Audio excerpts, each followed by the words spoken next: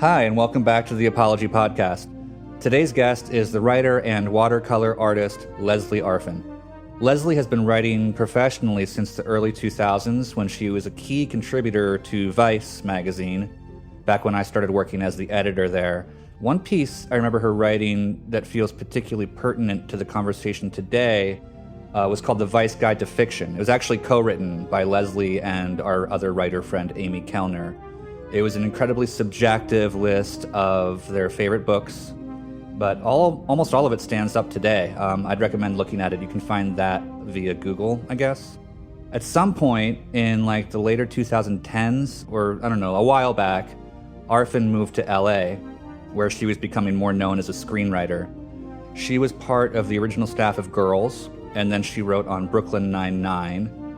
But in 2016, Lesley and her husband, the actor, writer, comedian Paul Rust, created their own show for Netflix. It was called Love, and it ran for 3 seasons. Later this year, a new show that Lesley created with the director Crystal Moselle will debut on HBO. Actually, it debuts on May 1st, so pretty soon. It's called Betty, and it's about a crew of female skaters in New York City. Lesley is also putting out a book of her watercolors. I was not kidding about that earlier, with the record label Drag City that comes out later this year. Now, full disclosure, Lesley and I have been close friends since, I think, 1998, when she moved into the gross apartment I was living in at Hampshire College. We've both, independently and together, been through a lot of wacky shit since then, but our friendship has endured.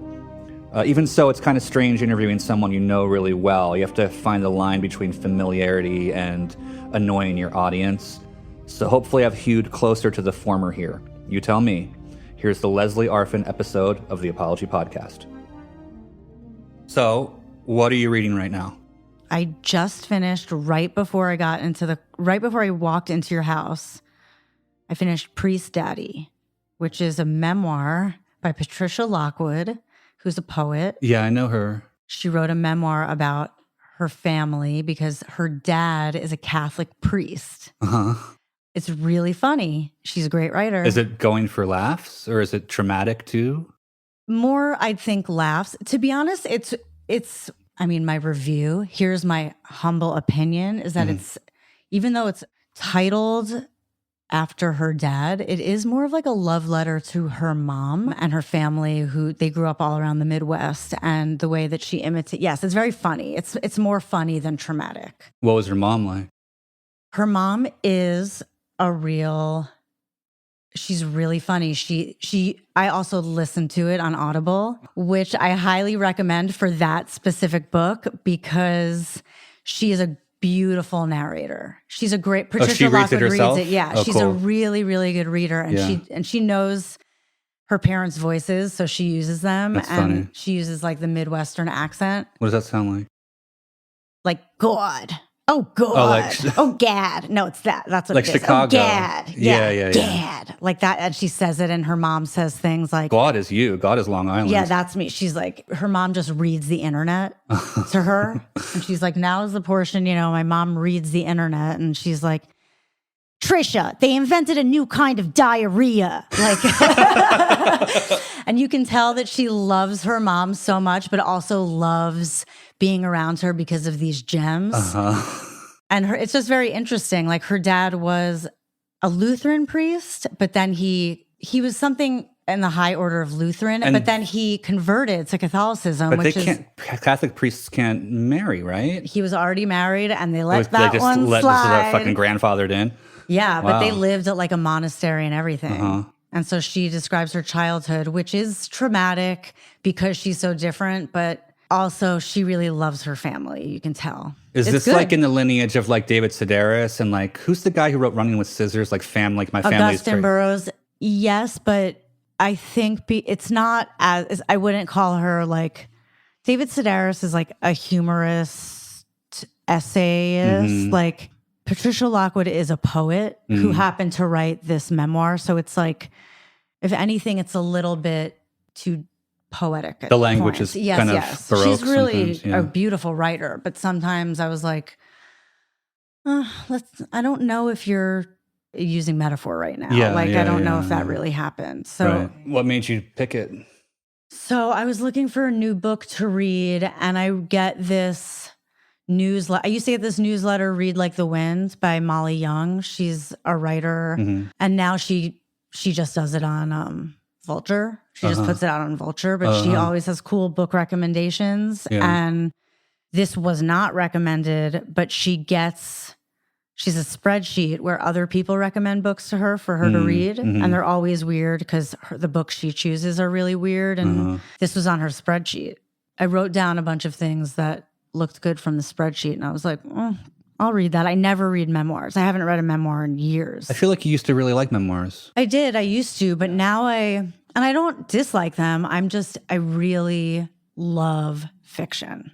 Yeah. And I love not necessarily sci-fi, but like dystopian. Yeah, I know you do. I love dystopian fiction. I love scary fiction. And I love, I don't love crime or mysteries. I don't not love them, but like they have to be like really good. Or I'm not against reading like beach reads or like airplane books I buy at the airport, but they're usually not that interesting. I get pretty bored. Yeah, I feel like true crime stuff has to be really well written, or else it just feels like exploitation to me. Or fake crime. Fake True crime. crime Oh, right, I we're talking love. about fiction. Yeah, sure. I mean, true crime I love, and I do read a lot of that, but I haven't in a while because I'm mostly just listening to true crime podcasts. That whole world is starting to gross me out. Like, it's kind of too much at a certain point. Like, these podcasts that just like take like Glee and like serial killers murdering women and stuff. It feels kind of weird to me. Well, if you listen to shitty ones, then it gets weird. What's the best one?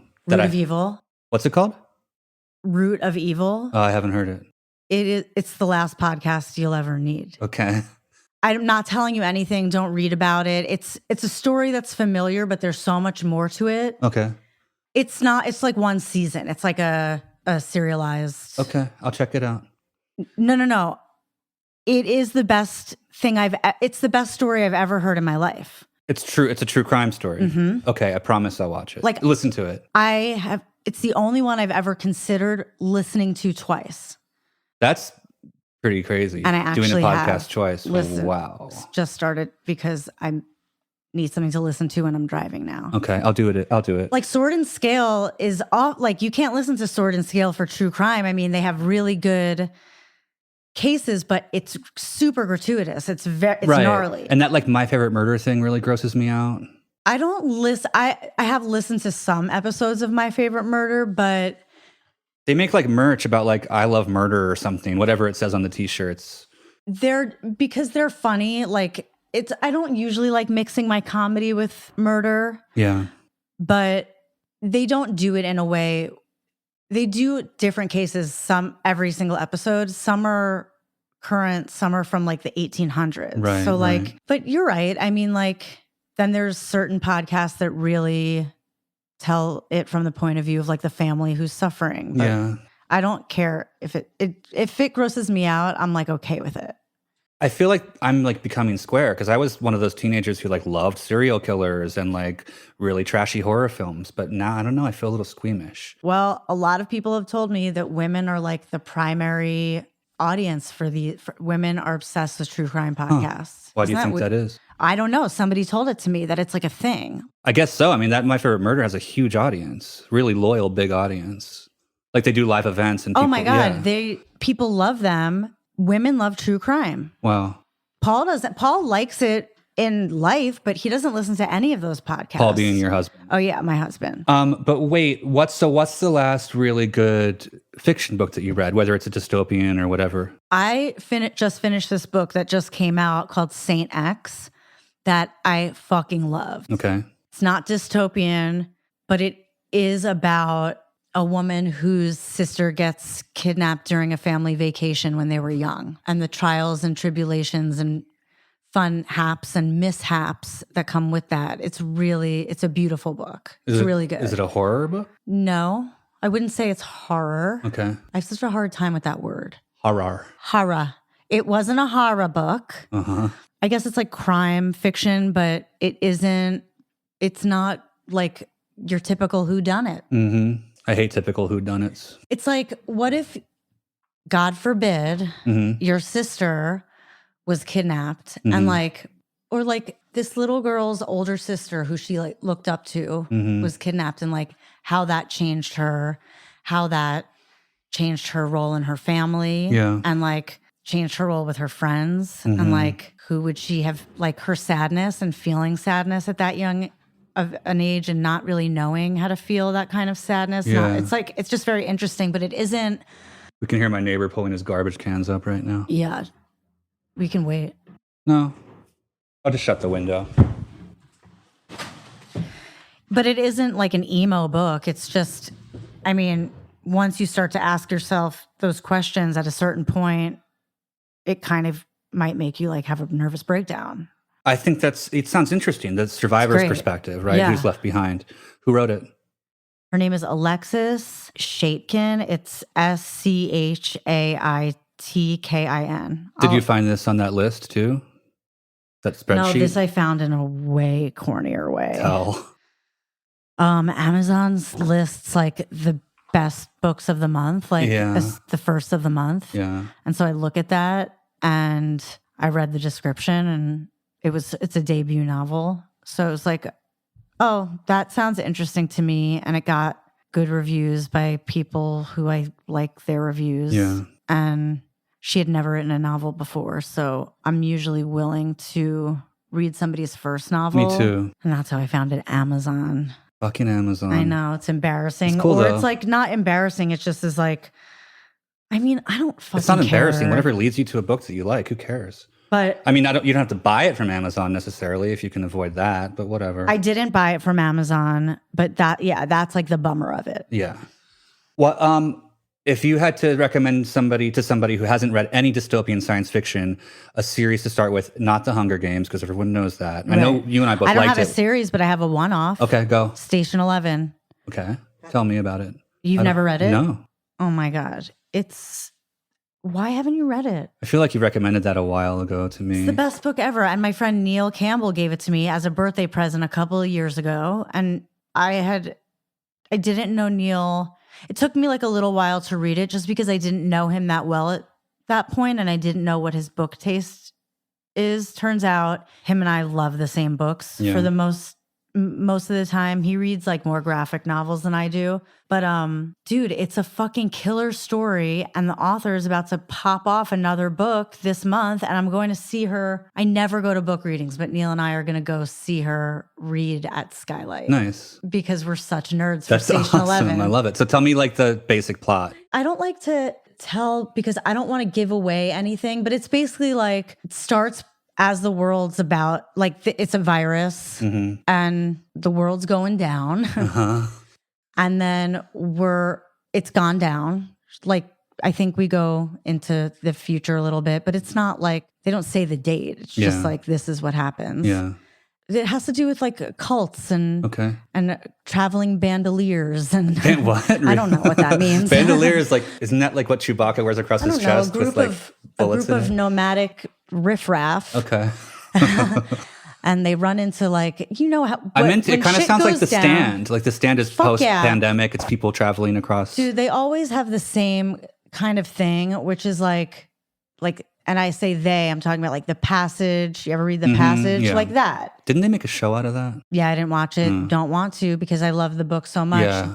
Liked the second, didn't like it enough to read the third. Only read the first one, but it was really... All you need to do is read the first one, but like, it's so good. And then I love it when it's like, here's a dystopian future where like we're all like living out of the supermarket where there is no food, but there might be like a piece of lettuce that we're all sharing for the next 3 months. Yeah. And there's a cult that wants to kill us or convert us. Maybe they're vampires. Maybe they're zombie vampires. Maybe they're neither. And it's like a new breed of human. Like I'm totally sold. Yeah, it sounds great. Like it's something like that. Like, but Station 11 is actually, The Passage might be a little bit more. The Passage is vampire-y. Right. So Station 11 isn't so much. It's a very well-written novel that happens to be a dystopian. Okay. So you should read it. Everybody listening, read it. Station 11. It's the best. Her name is Emily St. John Mandel. Killer name. I don't know. It's so sick.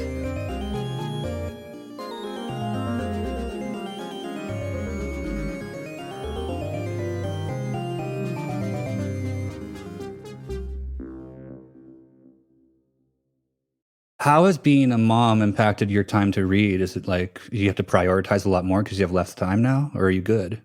Yeah. No, it definitely doesn't. I definitely have less time to read. But when my kid is playing, I don't really like to play with her that much because it's boring. Yeah, totally. And also, I don't need to entertain her. She like needs to learn how to self-entertain and like, but we can be in the same area. But rather than look at my phone, it's cool when I have a book. Yeah. So I do get more reading done during that time, but I have like 1 year in, 1 year out. Right. Like it's not hardcore reading time. Yeah.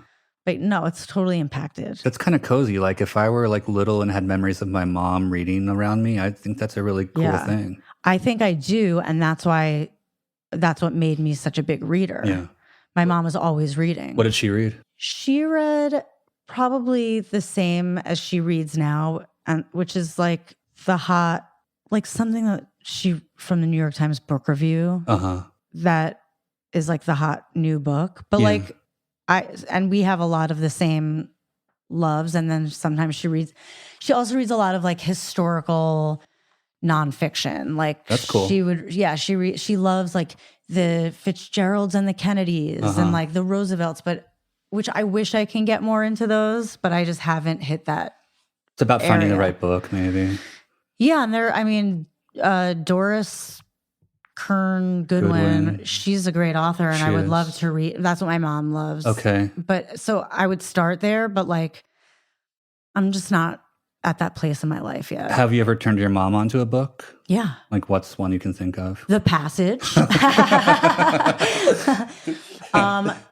No, anytime I read something that I think my mom would like I read, and then there's books that I love that I just know, like I loved this book, Doxology, which I read recently. DOX? Yeah. You would really like it. What's it about? I think you would like it. Is it about doxing people? No, it's this writer. Let me get back to that thought in a second. Okay. Don't let me forget. And I loved it, but I just don't think my mom would like it. Or like I loved Otessa Moshfegh's book, Elaine. Yeah. Eileen. Yeah. I loved it. I don't think my mom would like it. Yeah, so yeah, like right. I didn't tell my mom. But like also my mom sometimes tells me I love this book, Special Topics in Calamity Physics. And like which is like a fiction, like which I want. Wait, that's a real book? Yeah. It's like I think it might be like a cutesy fiction book. Oh, it has okay. a quirky name. It's Got like it. one of those, I probably would like it, but I've tried to get into it and I can't. Yeah. But I'll often reject books based on the title alone. Yeah. You know? Like the love letters of Adrian. No, what's the book I'm thinking of? Like Welcome Home Fleischman, or what's that? Wait, there's a book. Is that real? That sounds like a Philip Roth book. That a lot of people, I know. There's a book that a lot of people have told me to read. It's called Fleischman is in Trouble. Yeah, I'm not going to read that. I don't want to read it. I'm not going to read it. I don't like the title. I would read Welcome Home, Fleischman. You know?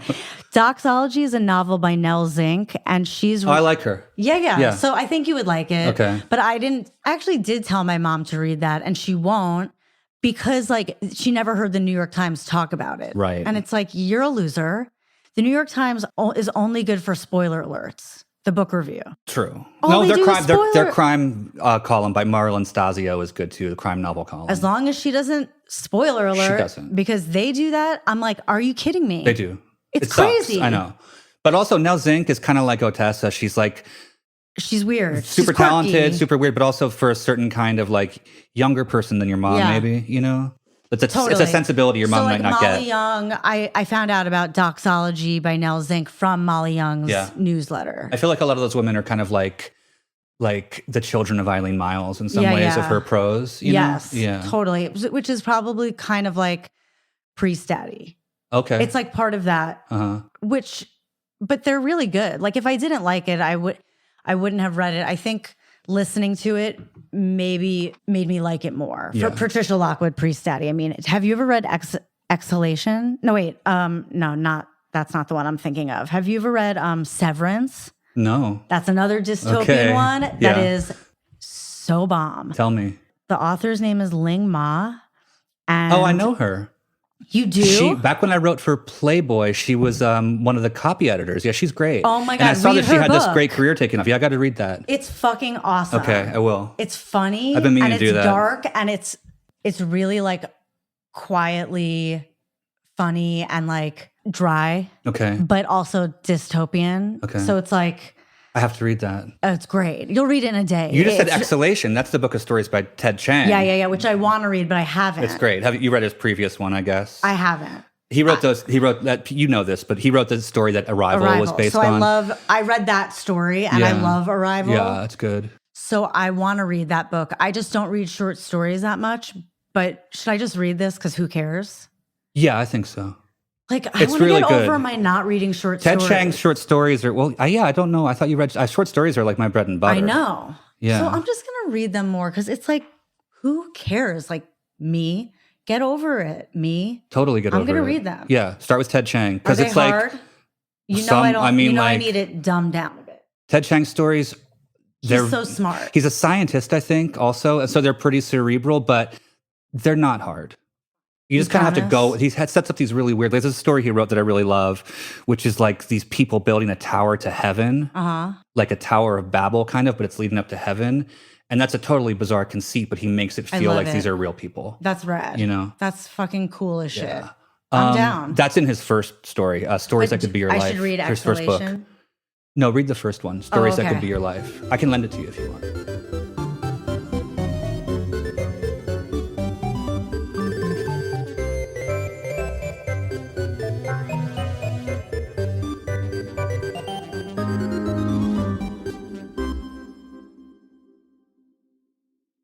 What do you remember being your favorite books in like middle school, like kind of when puberty was taking over and you were changing from childhood, that like bridge kind of time? I guess it's called tween now. Tween age? Yeah. I loved V.C. Andrews. Uh-huh. I read every single V.C. Andrews because they were titillating. They're scandalous. Yeah, they made me horny. Uh-huh. And they were also like about like incest. They were. They're so horny. Is Flowers in the Attic the best one? No. What's better? Great question. Well, in terms of story, My Sweet Audrina, which is her only one-off. What a title. It's the only one not part of a series. Okay. What a title, My Sweet Audrina. It is probably not a titillating one, but it's really good. That's the best one. What's it about? It's about this girl who grows up thinking that she was born after her older sister died when she was younger. Okay. And it turns out that her older, I'm going to give spoiler alerts because who cares? Spoiler alert for My Sweet Audrina from like spoiler 1970s, alert. so whatever. So her parents, like she's always trying to live up to like the first daughter, like the firstborn, her sister who had died. And then they had her after the other sister died, and she had died mysteriously in the woods. And like, then it wasn't so mysterious. And she found out she was raped, and like all of this, she like isn't allowed to leave the house because her parents are so afraid of her dying too. And then she finds out there was no older sister. It was her. Holy fuck. Wow. And she went through something so traumatic when she was younger that her parents made up this story to help her forget. Wow. And like they changed the calendars and they made time all fucked up. Yeah, I love fucked it. up. It's great. So I loved that book. I read it like, my mind was blown because When you get to the reveal for the first time of a book like that, when you're that young, you're like, not believe books it. can do this? Right. Yeah. It changed my life. So that is that's probably my favorite one. But like, dude, If There Be Thorns by Wow, V.C. I don't Andrews. know that one. These titles are killer. If There Be Thorns, Petals on the Wind. There's one that's called Heaven. That's the first of the Heaven Lee Castile series. Oh, I've heard about that. So she has like a theme so Flowers in the Attic, Petals on the Wind, If There Be Thorns, that's like the flower theme. Yeah. Then Heaven is like a celestial theme. Okay. So it's like Heaven, I don't remember the other ones. And then there's Dawn, and it's like the break of day. They all have like, I love that. Yeah. And I read them so fast, and they were all these really like winding family sagas. Yeah. So I devoured those. My mom worked at Walden Books. Whoa, I never knew this. Oh yeah. Wow. So my mom worked at Walden Books, so we got like a sick discount. Wow. So before that, I went to the library. But then when my mom got that sweet ass job, it was like, can I pick out a book? And employee discount, we got them for really cheap. So I was able to experiment with like judging books by their covers. Yeah. Also, there were no reviews I was reading. No, you couldn't. For those who don't know, Walden Books was like the best mall bookshop. Yeah, it was ever, really basically. good. Yeah, it was better than B. Dalton. That was its competitor. Yeah, Walden was better. Walden was cool. So I read a lot of those middle school. I also read, I liked titillating novels about sex and drugs. So like there was some later Judy Blumes that got kind of racy. Oh yeah. Then again, maybe I won't. I read the Judy Blumes. I read obviously Forever. Mm-hmm. Tiger Eyes. Yeah, but that wasn't my favorite. Like, then again, maybe I won't if I think I read that one. He like has a wet dream in it. I was like scandalized by that. Blubber is That's more like of a youth one. grade. It's about a girl being harassed for being overweight. I have to look at the title. Sometimes they were like, I think Tiger Eyes I did like, and I loved the girl's name in it, and I wanted to name my kid that, Davis. Yeah. It was a little dated, though. It was like a little too 70s. Yeah, I feel that. At a certain point. I feel like Judy Blume was like Herman's Hermits and V.C. Andrews was like the Rolling Stones. Fuck yeah, dude. Yeah, that is like a killer comparison. Although like Herman's Hermits, like I don't Paul Revere and the Raiders. Maybe more like the Monkees. Very good. Better. Like, right? Yeah, better. Because they were prefab. They were cool. Also, they're good. Like, I think the Monkees are good. Oh, the Monkees? Totally. But like Herman's Hermits. Like, I don't even know what that is. Yeah, I don't either. It's like right? I just think it's a joke. Oh, okay. Like, I don't even know what but like, I like the comparison. I think it works. I'm proud of it. What about high school? As you go into high school and you're like becoming a little punk rocker. Oh my God. So in high school, that was like really when reading. No, I mean, all I did was read. I'm thinking like reading really like hit its stride for me. But like, no, I read so much in middle school more because I didn't do anything. Yeah. But in high school, I loved books about teenagers, books about drugs, rites of passage, like things that were like, this is about me. This is speaking to me, So like the Basketball Diaries and like On the Road. Yeah. But also I would read. What about by women? I was going to name another one by a dude. Oh, go ahead. Youth in Revolt. I don't know that. It was made into a movie years ago, but with like Michael Cera, but like the book was really, really fun to read. And it was like a comedy of errors. And it was very big. It was a very thick book. And I was very proud of myself for really like devouring a very long book. Yeah. And I read The Secret History in 11th grade. I loved it. I couldn't change my life. It made me like that and like Less Than Zero changed my life, made me want to be a writer. They were the ones. Those two. Yeah. But so Donna Tartt was a female author who I read, but like. I feel we should pause on Secret History and talk about it for a while. Okay. Because we both love that book so much. Yeah, it's the best book ever. Yeah, just tell me about like when you first read it and what it felt like to discover it. Secret History? Yeah. I had never read a book at that point in my life where I felt such a kinship with the characters, but also had never knew anybody like them before, but knew them so well on the page and felt maybe not a kinship, but just like I felt like I had a real relationship with them. Yeah. And felt very close to them. That when it was over, I was really sad because I really didn't want it to end. And I had never had that experience before. And I think a lot of it had to do with the fact that the narrator of that book is us. It's his name's Richard, but he's really the reader. Yeah, he is. But it's clever to have him as the person who we're seeing the story through. He's like our surrogate. And not have it be in third person. Yeah, I agree.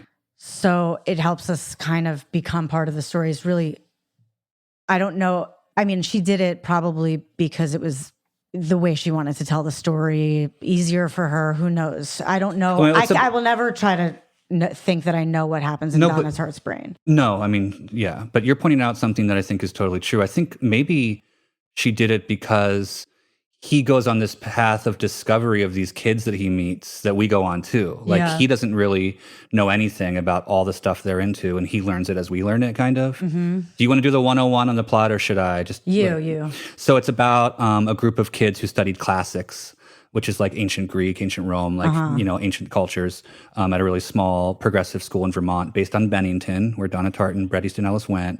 And, they're so into this classical world stuff. They try to like do like mystical ancient Greek sort of rituals to like bring up the god Pan. And then they have a bacchanal, and something goes awry. Bad things happen. It's a great crime and then novel. More things go awry. Lots. The more that they are afraid of the thing having gone awry when they were like on mushrooms having an orgy. Right.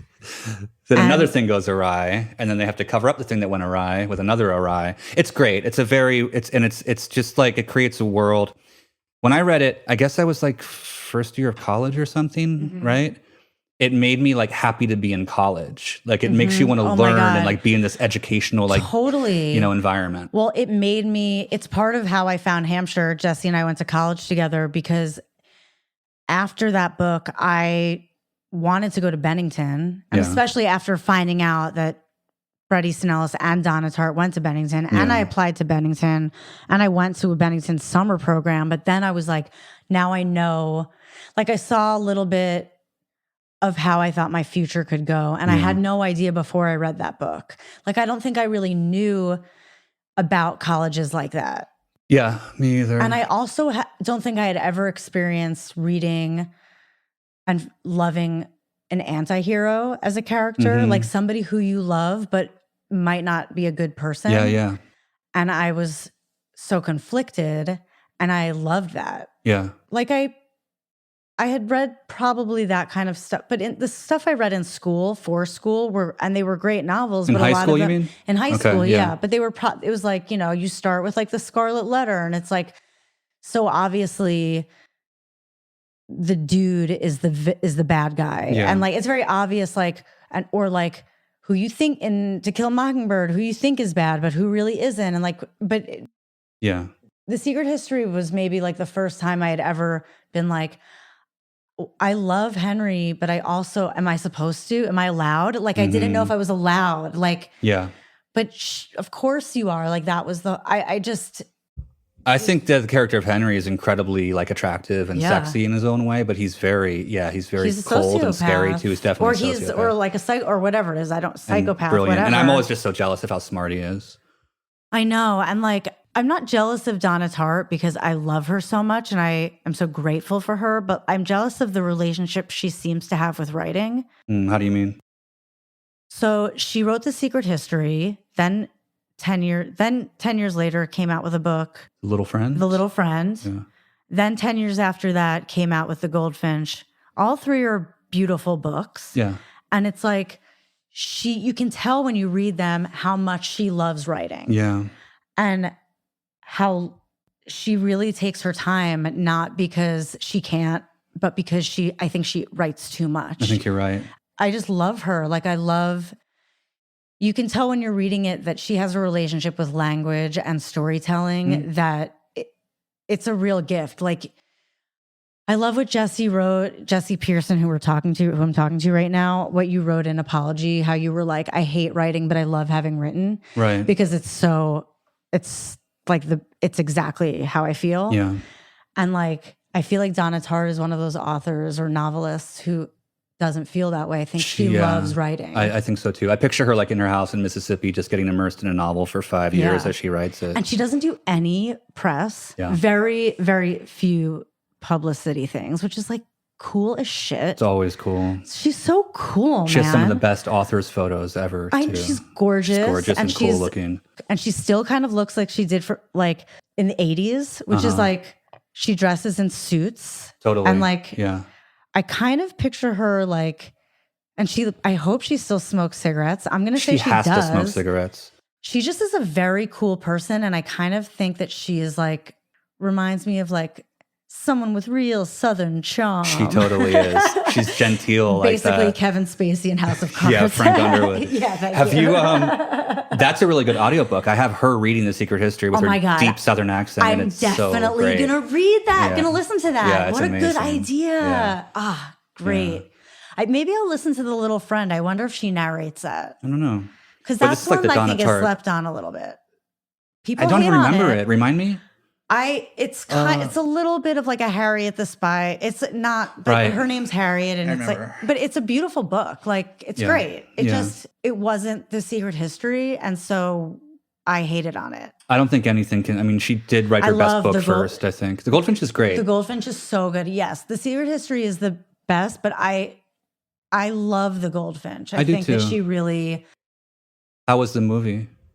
Didn't see it. Yeah, I don't have want to. interest. I heard it's not good. Yeah. What's your favorite Bret Easton Ellis book?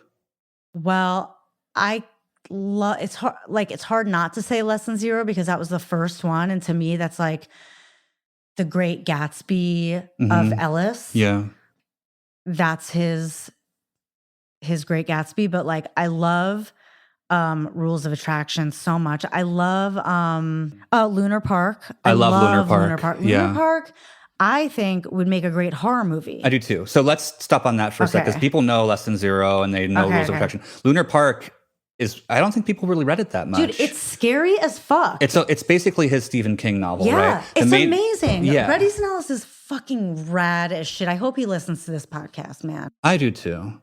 Maybe and it has we a should try to scary, get he was him. ahead of the curve on the whole Furbies being scary thing. Yeah. Because there's a possessed Furby in Lunar Park. No, he's so funny. He's such a good writer, and he's such a smart, cool person.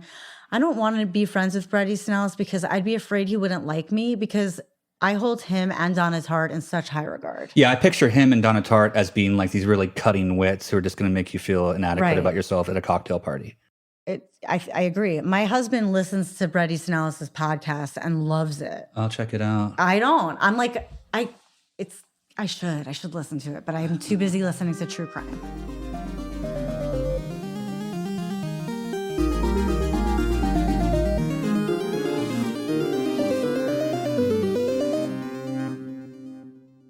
Okay, we're going to move forward in time now. Okay. College, where our paths intertwine.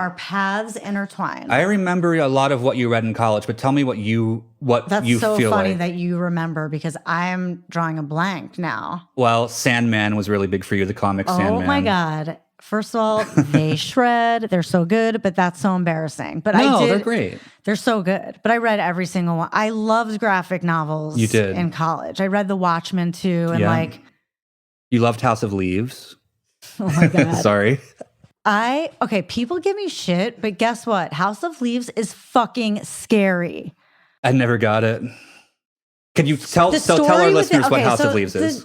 The stupid thing about the annoying thing about House of Leaves is that it is a story about about somebody who finds a story. So it's a story within a story, which is kind of annoying because it's a little bit like you know that movie Nocturnal Animals, or not that Tom Ford made, or I never saw it. I think I know what you mean. It's based on a book that is also great, but it's also a story within a story. Like it's The Turn of the Screw. Yeah, I guess I never read it. That's the same thing. Yeah. So unfortunately, and for House of Leaves, the story within the story is better than the story. The manuscript that this guy finds in House of Leaves is really, really, really good. And it's mysterious and all of that. But the story outside of it is stupid. The thing that's also annoying about House of Leaves is that in print, he gets a little wacky tobacco. Yeah, it's like all formally experimental at certain points. Yeah, he has the words going like a spiral on the page, which is like... I don't play that shit. It's like... Yeah, it's unnecessary. You don't need so many gimmicks when you have a great story, let it speak for itself. Yeah. And he had, it's like he put too many hats. A hat on a hat. Yeah. It's a hat on a hat. Yeah. So if he had just written this story about a house that is bigger on the inside than it is on the outside. Love it. Just, they come back from a vacation and there's a new room and it's a very small space between the hallway and the bedroom that did not exist before they left and is not in the blueprints. Yeah. And they're like, this is so weird. This is crazy. They bring in experts. And like months go by, the house continues to grow. And there are very little things. And then it becomes bigger. And it's really creepy. It's and really I think creepy. it would be such a cool horror movie. All the meta stuff is what threw me. I think that shows a kind of insecurity in what you've written if you have to do all these kind of like weird formal tricks. Well, I read that and I did really like that because I had never read anything at that point. I was not into horror fiction. So I think that one really got me into it. Like I had read Stephen King, but I didn't. We were talking about things that Jesse and I were talking earlier about things that we got into late in life. Yeah. So like me with Steely Dan right now. Right. And I got into Stephen King a little later in life because I had read Carrie. And it was a little bit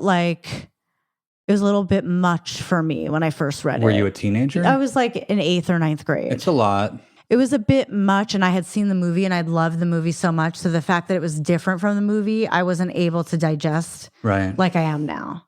Right. Now, obviously, King is the king. King is the king. He comes up in every episode of this podcast. Because it's crazy.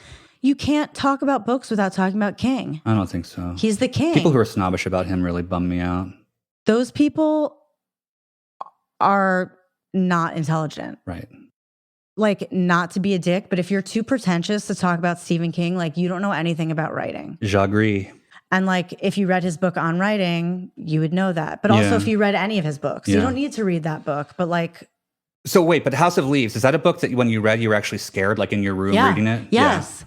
I was legit scared. And the last time I had that reaction was when I read The House on Haunted Hill. That's the Shirley Jackson one, right? Jackson one, yeah. No, it's called The Haunting of Hill House. Sorry, I get confused. The Haunting of Hill House I read, I think. That's a very scary book. When I was pregnant. Yeah. And I was really scared reading it alone. Yeah. And I hadn't had that feeling in a long time. And I love that feeling. It's a great feeling. That actually, The Turn of the Screw by Henry James gives me that feeling. You should read that sometime. Okay, it sounds hard. No, it's not.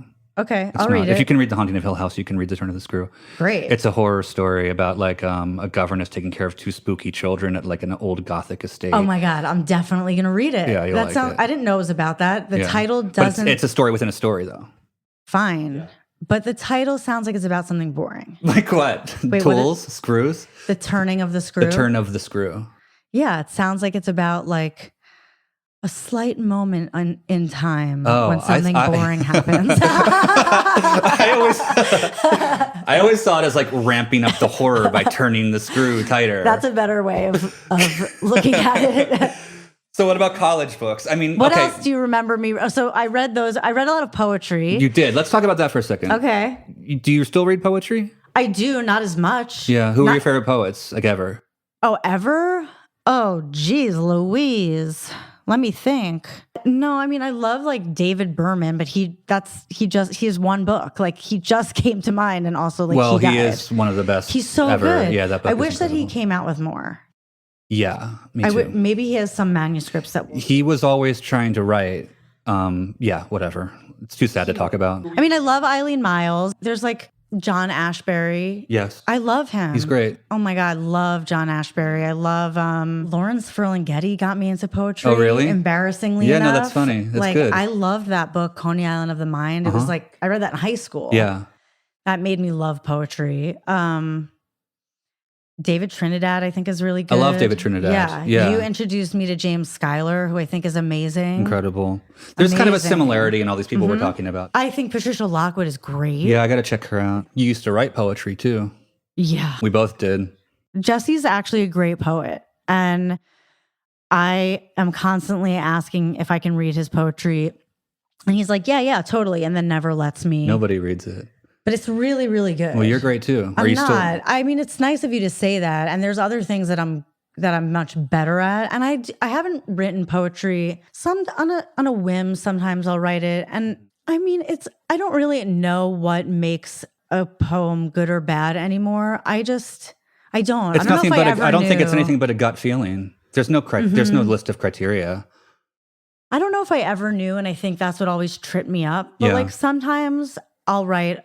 I think on one or two occasions I've written a poem that I really like it. Mm-hmm. And that's in my life. Yeah. Or like I love it. Yeah. And then other times I'll like it enough where I'm like, okay, I'm willing to share this even though I'm not done with it. I am willing to share it with somebody. Mm-hmm. But that has more to do with like my curiosity about sharing work and enjoying like sharing work and having my stuff read than wanting somebody to say that I'm good or not. Hold on, there's a fighter jet going overhead. Welcome to LA. All the time. You're much better at sharing your work than I am. Obviously, you got a lot of practice in doing it now and what you do for a living too. Yeah, but college helped a lot with that. Yeah. I think I just got used to it. And also, it's not like I have like high expectations of like I feel good about my ability as a writer and also great about my ability that I'll always be improving if I keep doing it. Like I'm like, fine, I'm fine. And I make a living doing it. And like some stuff is better than other stuff.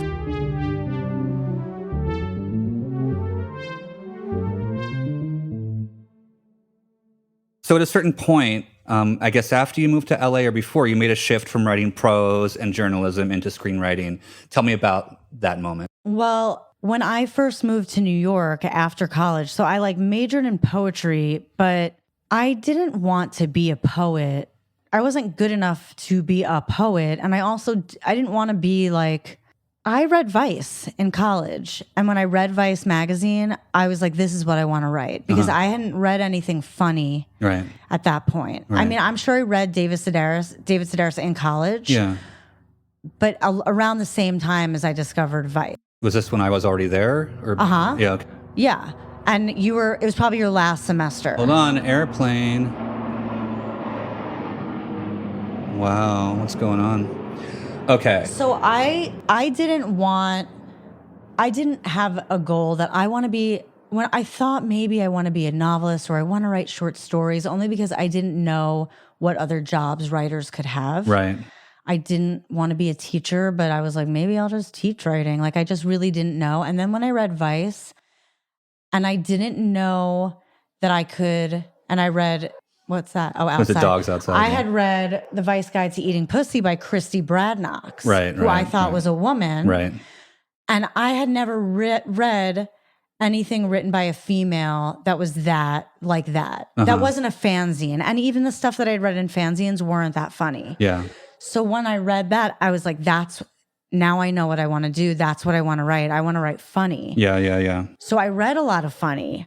So I started working at Vice as an intern, and then I started writing for them, and then I started kind of writing for other publications, but like writing copy. But I had other jobs in New York. Like I wasn't a writer. I wasn't on staff at Vice.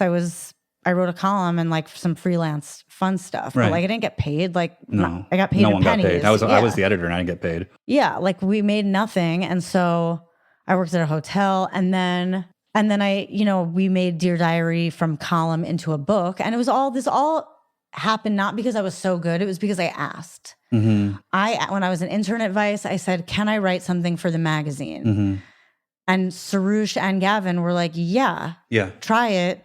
And if it's good, we'll put it in. Yeah. Okay. And I did, and they did. And I got edited for the first time. And I was like, oh, fucking Gavin, like, yeah. And even when Jesse was the editor, I was like, fucking asshole. But like, thank God for editors. You guys made my life. You changed my life.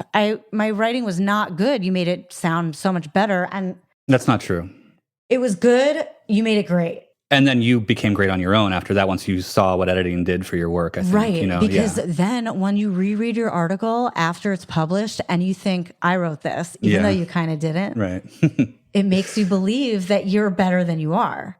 It can, yeah. It did for me. Well, was that a good thing? Because it was great, because then people were like, we had a book, and then we sold the rights to the book, and they were going to make a TV show, and they were like, you should write the TV show. And I didn't think I could write a script. And then my friend Nicole was like, yes, you can.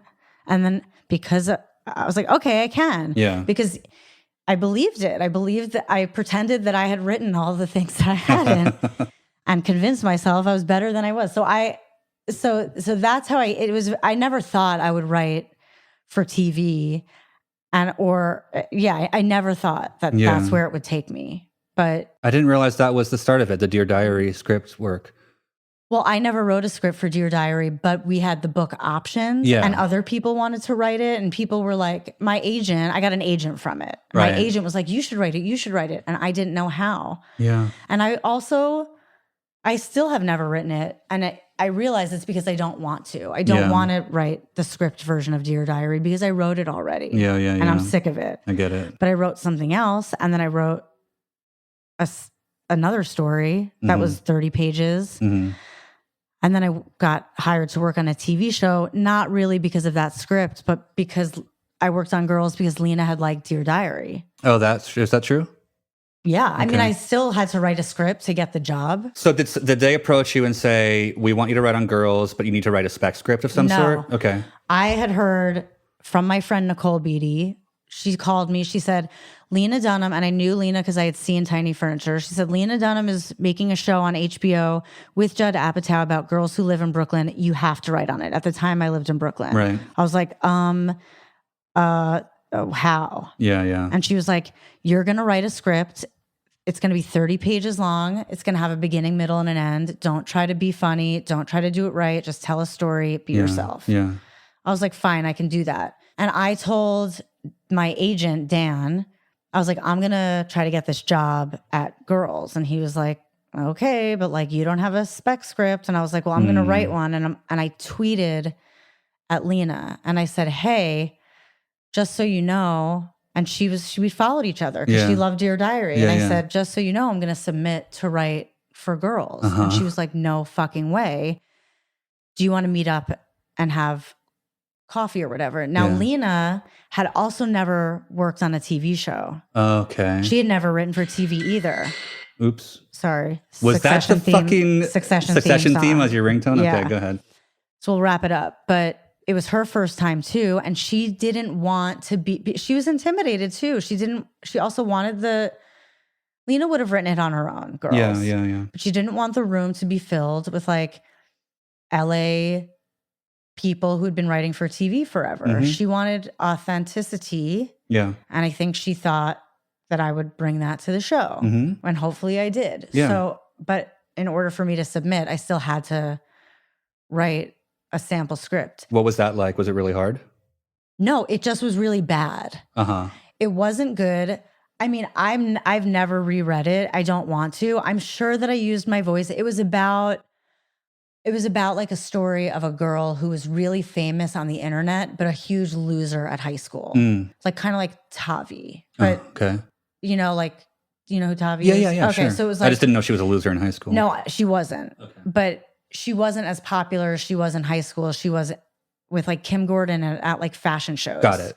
So that was the story. And maybe it was funny, maybe it wasn't. I don't know. But I had it down. And the thing that you should know is that after writing a book or many, many articles or many 5-paragraph essays that are articles, writing a script is easy because there's like 3 words on every page.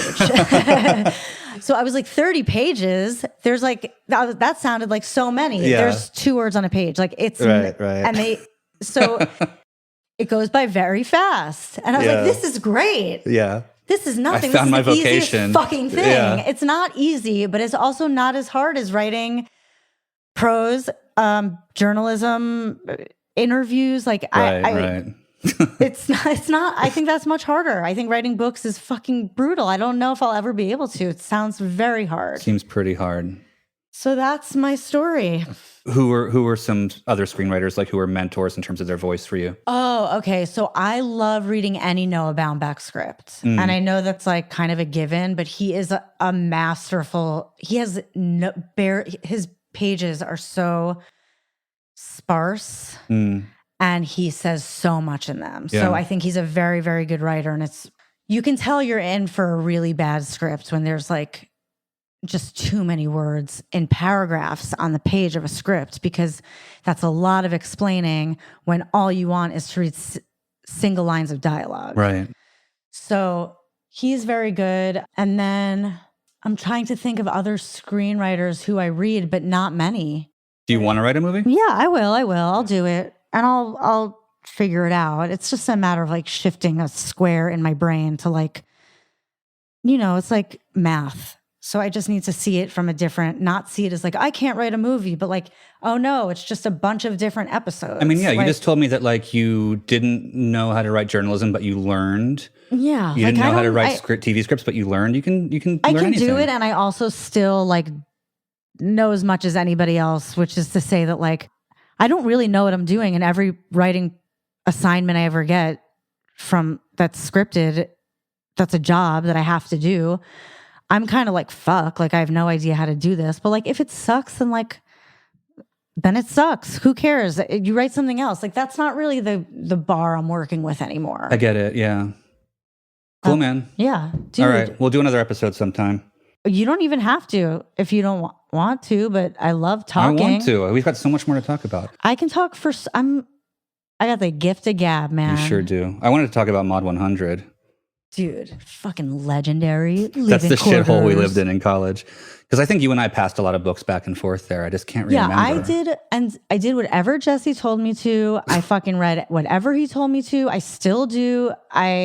He was my mentor, but also like I'm his. Yeah, so that's very kind, but it goes both ways. I know. I just said I'm yours too. I know. No, yeah. But it doesn't really. But Jesse is, well, that's fine. It does now. We're maybe. It has for a while. Maybe we're just like normal friends I think who we're like just friends. feed off each other. Yeah. But like, I wouldn't be the person who I am today if it weren't for Jesse. Like, I owe everything to him. Vice versa, 100%. That's sick. I know. That's so nice. We're fucking like siblings, dude. Jesse's my brother. Yeah.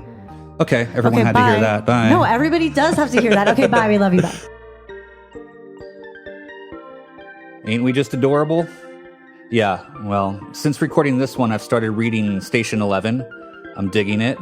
And I'm almost at the end of the podcast Root of Evil, which is just totally fucked up and dark and pretty great. One thing I forgot to talk with Lesley about, though, is that she made excellent zines back when we were in school together. Remember one in particular, I think there were 2 issues of it. It was called the Poison Ivy League. I should dig those up. If I do find them, I'll put them on Instagram. So thanks for listening to this episode. Please write me at hello@apologymagazine.com with comments, complaints, and suggestions for things to read or guests for the podcast. You can find show notes and Apology Magazine itself and some merch at shopapology.com. And this episode was recorded by me at home in Mount Washington, Los Angeles.